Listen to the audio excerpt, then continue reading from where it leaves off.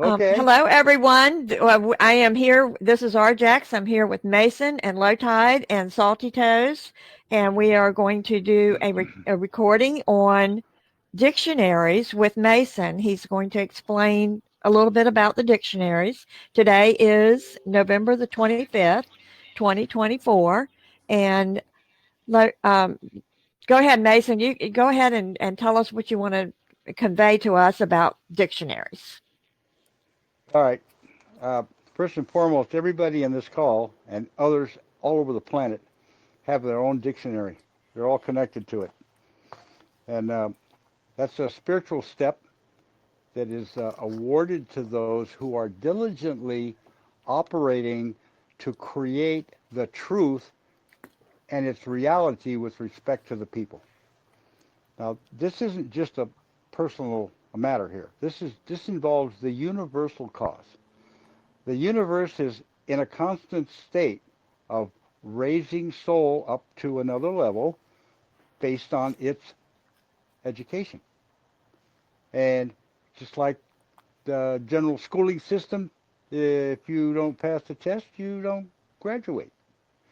So everything that we've been talking about on these calls is coming from another place that everybody has access to.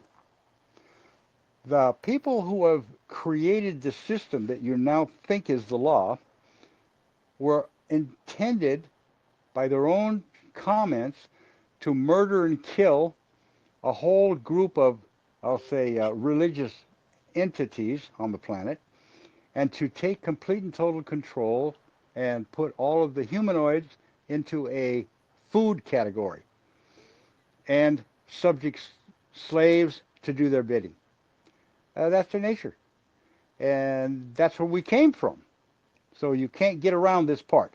You can try all you want. You can argue till the cows come home. You'll just get to spend another lifetime trying to figure out why. So the dictionaries that you all have access to, excluding the Universal Dictionary, was written at the hands of some particular group under the authority of some particular individual to confound the human race with respect to the definitions and meanings of words. I don't care what dictionary you look at, with the exception of one that I happen to know about in a very personal way, that have been created by, I'll just say, here my name is Joe Blow, and I'm the Black Pope. I work for the dark side of the Catholic organization, and I'm writing this dictionary, and I'm going to make it look like all the words that are in here are for the benefit of the people, but I'm going to change the meaning of simple words so that they don't have a clue about who it applies to. Now, if you think you're going to find a dictionary that has that in the preface, you got to be kidding. Because the people that wrote this stuff, they in no way in the hell were they going to just absolutely come out and tell you what they're about. And I'll give you one example. Title 28, Rule 1, 1986, and I've mentioned this in previous calls. They combined the two things in our law into something that is not in our law. The civil codes came from Rome. You know about that. If you don't know about it, go in one of the dictionaries, specifically Noah Webster's, and look up Rome, look up Greece. You're going to find the two elements, republic and democracy. Those are the two words. And Justinian wrote the civil code, the first civil code, as we know it. So, he also is the head for all the civil rights that are now existing in this country, which have nothing to do with your unalienable rights and only applies to a certain class, whether you like it or not. So this dictionary thing is already on the wrong side of defining anything you might be trying to get a definition from. The definitions that you get from your inner, when you ask the right question and you're doing the right thing, like challenging your city council because they tell you got to pay a bill or you got to do something, you got to get a code reference or you got to get a license. These are the things that will cause you to be in a mindset where you connect with that other side through the frequency process. The dictionaries, as I've said, are all tainted. There isn't a dictionary existing, including all your words and phrases, because all the written stuff that's been done in this country for the last 150 plus years is a big lie, or it's half a lie, or it's jaded, or it's misunderstood, and I don't know how many more words I can use to give you that'll give you an idea that the only time you're going to discover truth is when you're sitting quietly, focusing on something inside yourself and asking the right question about something you're personally involved in that's going to assist in the waking up of the general population on the planet. This is a universal thing. So that's the importance of your spiritual time on this planet. Because if you're not doing that, you're just going along with the agenda, and you'll be back to learn more about it later on. And you won't know it, by the way, until something happens in your life that you wake up and realize, oh my God, that was me in the previous time. Yeah, that little voice, it comes on whenever you need to hear it.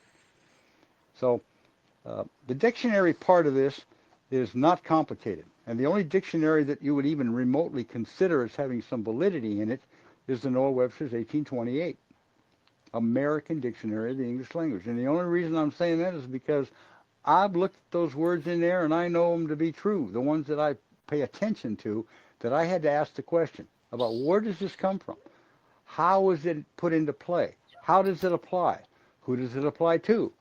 Is it the law in this country, or is it a code, rule, or regulation for everybody else on the planet? These are some of the questions I had to ask, and I always got confirmation. So the truth of the matter is that be careful what you read, believe about 1/10 of what you read, and rely on that other tenth that most people don't know how to connect with, which is their spiritual side, to ask the right question and do the right things in order to get the right answer. So dictionary-wise, written-wise, and by the way, that also includes the mass majority of all the court cases that have ever been written. And you may find that a lot of them, most of them, have foreign languages attributed to them, like Latin. Well, sorry guys, we don't live in a Latin country, or speak Latin for that matter. But the attorneys are well versed in most of that because they have to pass that in order to get their Bureau accredited registry license. So I'll leave it at that. RJ, if you got anything further or any questions from anybody on the subject, I'd be more than happy to entertain that. Okay, so with all the dictionaries out there, you've got the Black's Dictionary, the Bouvier's, and then you have the Webster's. The only one that you recommend then is the Noah Webster 1828. Is that That's correct? that's correct, and that's not 100%. You got to remember something. There's more to the written word than the dictionaries can explain. And those are the things that you're going to get when you start involving yourself in some activity that's of a universal cause because it affects everybody. Life, liberty, and property affects everybody.